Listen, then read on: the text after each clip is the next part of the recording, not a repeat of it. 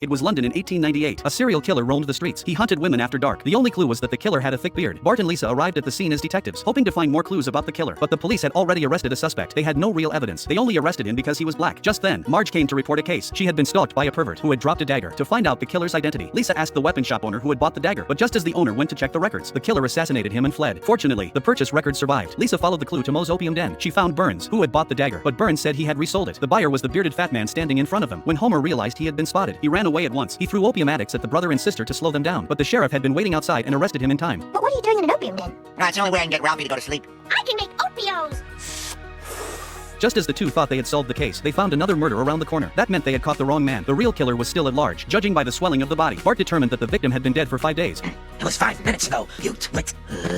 Lisa pulled out the dagger and sniffed the hilt. She immediately identified the killer. The next day, the bearded suspect was about to be hanged. At the last second, Lisa stepped in and stopped it. She discovered the real killer by the smell on the hilt. It was Sheriff Clancy. The policeman took off his hat, immediately revealing his hidden beard. Once exposed, the sheriff ran away at once. He seized a hot air balloon to escape, only to be punctured by an alien spaceship. Remember me for my police work and not the murder!